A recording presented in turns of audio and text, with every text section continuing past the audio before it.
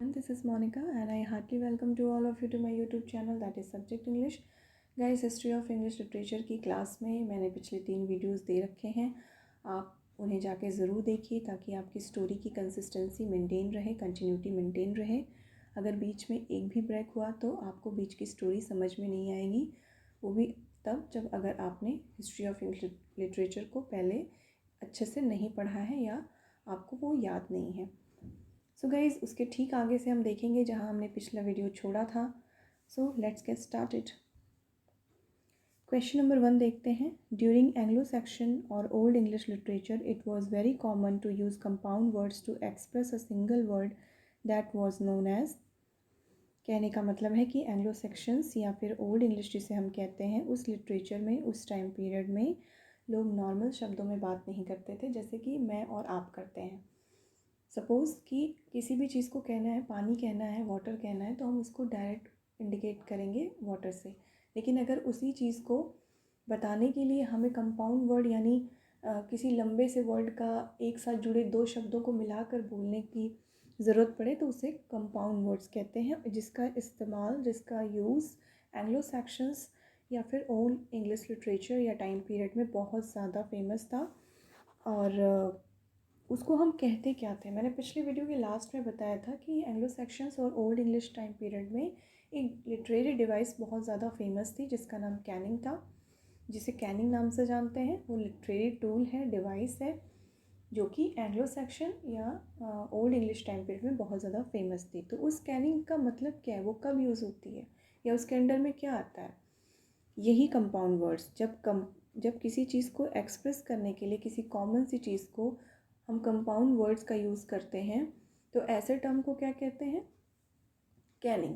मैंने आपको पिछली वीडियो में ये भी बताया था, जिन्हें नहीं पता है ये उनके लिए है, अदरवाइज़ तो बहुत से स्टूडेंट और कैंडिडेट ये जानते भी होंगे। मैं फिर बता देती हूँ कि मैंने बोला था कि लिटरेरी डिवाइसेस क्या होते हैं, तो मैं यहाँ क्लियर कर दूँ टूल्स क्या होते हैं। अब देखिए, कैनिंग वर्ड एक टर्म है, ठीक है, एक टूल है। अगर इसे कहीं हिस्ट्री को या फिर लिटरेचर को लिखने में यूज़ किया जाता है तो ये टूल, इस टूल को आपको समझना पड़ेगा कि इसका मतलब क्या है। अगर कैनिंग लिख दिया जाए तो आप कैसे समझेंगे? तो एक टूल की तरह यूज़ हो गया कैनिंग। अब आपको उसको पता होना चाहिए कि इसका मतलब क्या है। इसका मतलब है कि किसी नॉर्मल चीज़ को कहने के लिए जब कंपाउंड वर्ड्स का यूज़ होता है, यानी 2 शब्दों को जोड़कर एक शब्द बना के किसी चीज़ को एक्सप्रेस किया जाता है तो उसे कंपाउंड वर्ड्स कहते हैं। वो किसके अंडर में आता है? वो उसको रिप्रेजेंट कौन करता है? कैनिंग डिवाइस, ठीक है। ये टर्म कहीं यूज़ हो जाएगा तो आप कैसे पहचानेंगे इस डिवाइस को, अगर आपको उसके बारे में पता होगा। तो ऐसे ही इसी को डिवाइसेस कहते हैं, टूल्स कहते हैं। तो वहीं पे यहाँ वही चीज़ यहाँ पे रिप्रेजेंट करेगी किसको? कंपाउंड वर्ड्स को। अगर कंपाउंड वर्ड्स किसी नॉर्मल बात को कहने के लिए, नॉर्मल वर्ड को इंडिकेट करने के लिए कंपाउंड वर्ड्स यानी 2 शब्दों को जोड़कर एक शब्द बना के किसी चीज़ को इंडिकेट किया जाता है तो हम क्या यूज़ करते हैं? आप उसको क्या कहेंगे? कौन सी लिटरेरी डिवाइस कहेंगे? या वो किसको रिप्रेजेंट करेगा? कैनिंग को, ठीक है। मैंने काफ़ी लंबे और काफ़ी अच्छे तरीके से आपको समझा दिया, ये दोबारा आपको नहीं भूलना चाहिए क्योंकि ये कैनिंग वर्ड बहुत इंपॉर्टेंट है। लिटरेरी डिवाइस पूछी जा सकती है आपसे। आजकल क्वेश्चंस बनाने का जो पैटर्न है वो काफ़ी चेंज्ड हो गया है।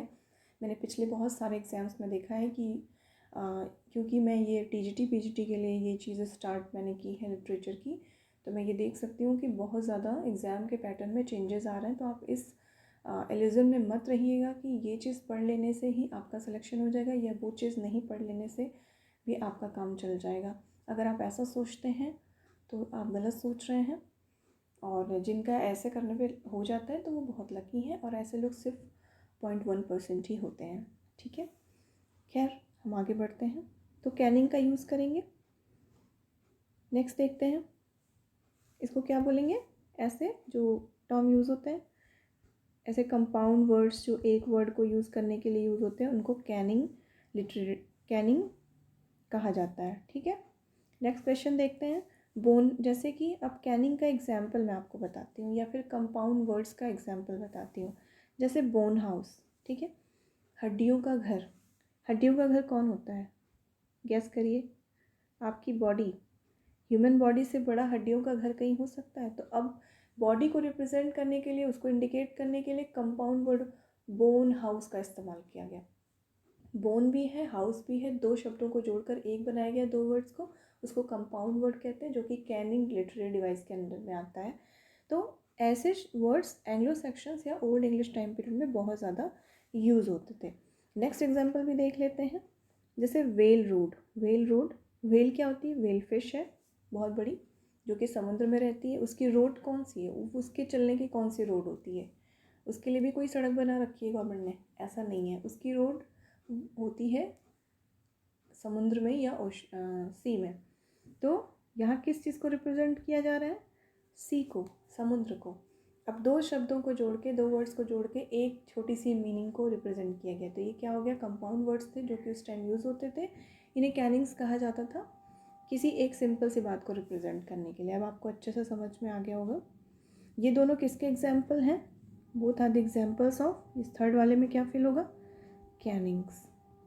ठीक है, कैनिंग्स लिटरेरी डिवाइस या कंपाउंड वर्ड्स के एग्जाम्पल्स हैं। कंपाउंड वर्ड्स किसी एक शब्द को यूज़ होने के करने के लिए, बताने के लिए कंपाउंड वर्ड्स का यूज़ करना, ये कैनिंग कहलाता है। ठीक है, नेक्स्ट देखते हैं। Believe that is gap so there are no need of. Poetry के बारे में जाहिर सी बात है कि कौन ज़्यादा बातें करते थे? Anglo sections. ठीक है, एंग्लो सेक्शंस, और या फिर कह सकते हैं ओल्ड इंग्लिश टाइम पीरियड के लोग, या फिर ओल्ड इंग्लिश टाइम पीरियड के लोग। ये किसके बारे में बातें करते थे? हम ये फर्स्ट वाला फिल कर रहे हैं, एंग्लो सेक्शंस या फिर ओल्ड इंग्लिश टाइम पीरियड के लोग पोइट्री में बहुत ज़्यादा बिलीव करते थे, जिसकी वजह से उनका मानना था पोइट्री क्या है? पोइट्री बहुत ही आर्टिस्टिक है, आर्टिस्टिक। ठीक है, पोइट्री बहुत ही आर्टिस्टिक है। So there are no need of, इसीलिए उन्हें किस चीज़ की ज़रूरत नहीं थी? मैंने पहले ही बताया था, उन्हें प्रोज़ की ज़रूरत नहीं थी। उनका कहना था हमें प्रोज़ नहीं चाहिए, हम पोइट्री में बहुत खुश हैं। ऐसा मतलब लोगों ने बाद में अपना एजम्पशंस बनाए, क्योंकि उन्होंने प्रोज़ पे वर्क किया ही नहीं। नेक्स्ट देखते हैं, poetry is older than prose. Poetry prose से बहुत ज़्यादा पुरानी है, because prose was developed later in England through, क्योंकि प्रोज़ तो बाद में आया इंग्लैंड में। प्रोज़ तो बाद में आया इंग्लैंड में। किसके थ्रू डेवलप हुआ प्रोज़? क्रिश्चियनिटी के थ्रू। जब क्रिश्चियनिटी, आपने देखा होगा गाइस कि जब क्रिश्चियंस रिलीजन में, अब मैं बोलूँ कि प्रोज़ कैसे इसका रिलेशन है, क्योंकि आपने देखा होगा बच्चा पैदा होता है, बैप्टाइजेशन होता है, उसका रिकॉर्ड रखे जाते हैं। ये सब क्या है? प्रोज़ ही तो है। तो ये जो रिकॉर्ड्स एंड ऑल, ये जो फॉर्म्स होते थे, ये सब क्रिश्चियनिटी के थ्रू डेवलप हुआ। इसके पहले क्या था? पोइट्री ही थी। तो क्रिश्चियनिटी क्या लेके आई?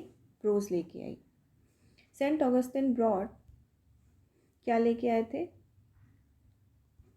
क्रिश्चियनिटी। सेंट ऑगस्टिन क्या लेकर आए थे? क्रिश्चियनिटी लेकर आए थे। ठीक है, यहाँ पे मैं लिख देती हूँ फिर से, क्रिश्चियनिटी।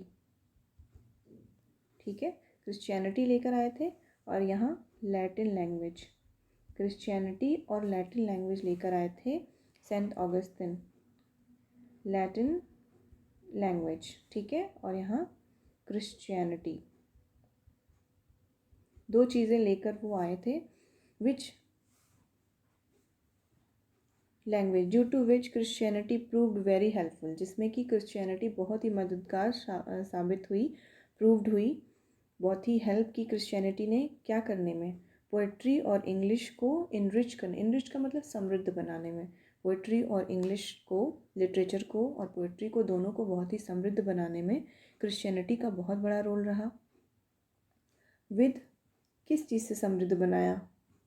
क्रिश्चियनिटी ने अगर समृद्ध बनाया या इनरिच बनाया पोइट्री या इंग्लिश लिटरेचर को, तो किस चीज़ से बनाया?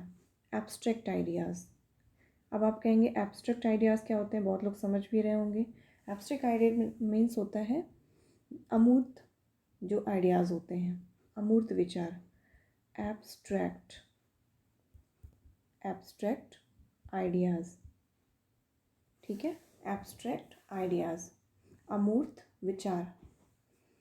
इसका क्या मतलब होता है? जैसे कोई फीलिंग है जिसे आप फील कर सकते हैं, जिसे छू नहीं सकते, देख नहीं सकते, सिर्फ महसूस कर सकें, ऐसे आइडियाज़ का ऐसे ऐसे आइडियाज़ डेवलप हुए क्रिश्चियनिटी के थ्रू। किस में? पोइट्री और इंग्लिश लिटरेचर दोनों में। सिज़ोरा, एलिटरेटिव वर्ड्स, फोर स्ट्रेसेस, कैनिंग, ये सारे जो मैंने बताए थे आपको पिछले वीडियोस में, सिज़ोरा क्या होता है, alliterative words, four stresses, kenning, ये सब किस as most important poetic features, ये बहुत ही इंपॉर्टेंट पोएटिक फीचर्स हैं। लेकिन ये कब यूज़ होते थे? अगर आपसे पूछे कि सिज़ोरा, एलिटरेटिव वर्ड्स, फोर स्ट्रेसेस, कैनिंग, ये सब जो इम्पॉर्टेंट क्या हैं, किससे जुड़े हुए हैं, ये पोएटिक फीचर्स हैं, पोइट्री से जुड़े हुए हैं ये चारों, ये कब इस्तेमाल होते थे, किस टाइम पीरियड में?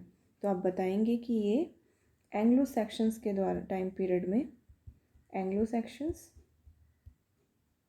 ठीक है, एंग्लो सेक्शन टाइम पीरियड में ये उनके फीचर्स में आते हैं। अगर एंग्लो सेक्शंस के पोएटिक फीचर्स के बारे में पूछा जाए तो आप ये चीज़ें बताएंगे कि उसमें सिज़ोरा यूज़ होता था, लिटरेटिव वर्ड्स, फोर स्ट्रेसेस, स्कैनिंग, ये उस टाइम पीरियड में बहुत ही इंपॉर्टेंट फीचर्स होते थे उनकी पोइट्री के। और या फिर आप ओल्ड इंग्लिश पीरियड भी कह सकते हैं कि ओल्ड इंग्लिश पीरियड का ये मोस्ट इम्पॉर्टेंट फीचर्स थे पोइट्री के लिए। 7 देखते हैं, poetry has played very important role during, poetry ने बहुत ही इंपॉर्टेंट रोल प्ले किया कब? Period in comparison of, during comparison of. तो अब आपको इसमें फिल करना है किसके कंपैरिजन में पोइट्री ने बहुत इंपॉर्टेंट रोल प्ले किया?